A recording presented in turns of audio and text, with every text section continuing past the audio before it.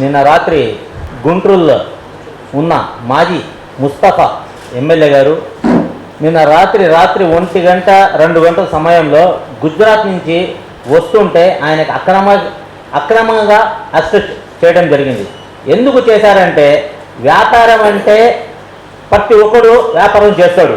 ఎన్నో సంవత్సరాల నుంచి అభి అనే వ్యక్తి ముస్తఫా గారు ఇద్దరు వ్యాపారాలు చేసుకొని ఆ డబ్బు గురించి లావాదేవీలు ఉంటే దానికి సంబంధం లేకుండా ఈ కూటమి ప్రభుత్వం మన ముస్తఫా గారి మీద, అదేవిధంగా ఆయన కొడుకు మీద కేసులు పెట్టడం జరిగింది. అది కూడా 3 కేసులు.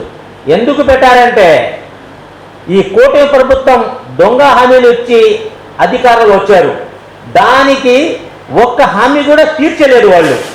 దానికి ఖండిస్తున్నారు. ఎవరు? ఫాతిమా గారు, నూరి ఫాతిమా గారు. ఎవరు ఆమె? ముస్తఫా గారి కూతురు, ఒకే ఒక కూతురు ఆమె పోరాడుతుంటే ముస్తఫా గారి మీద అక్రమాలు కేసు పెడితే నూరి ఫాతిమా భయపడుతుందని ఒక ఆలోచనతో ఆయన మీద బురద జల్లుతున్నారు. కూటమి ప్రభుత్వం ఒకసారి ఆలోచించుకోవాలా. మీరు ఎన్ని కేసులు పెడితే కూడా భయపడే వాళ్ళు లేరు.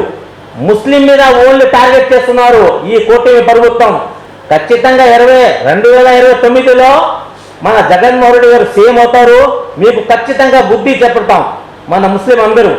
అదేవిధంగా మీరు జైలు పెట్టారు. ఎన్ని రోజులు పెట్టారు మీరు? 3 రోజులు పెట్టారు, 10 రోజులు పెట్టారు, 30 రోజులు పెట్టారు, 3 నెలలు పెట్టారు. ఎగస్ట్రా అంటే 1 సంవత్సరం పెట్టారు అంతే. 2 ఏళ్ల తర్వాత మన ప్రభుత్వం వస్తుంది. మన ప్రభుత్వం వచ్చిన తర్వాత మీరు కూడా దాని ఎక్కువ భరించాలా. అందుకు ఒకే మాట చెప్తున్నాం మేము, మీరు కూడా జైల్లో రెడీ చేసుకోండి. ఏ రెడీ చేసుకుంటారు? జైల్లో పరుపులు ఉండదు, బెడ్ ఉండదు.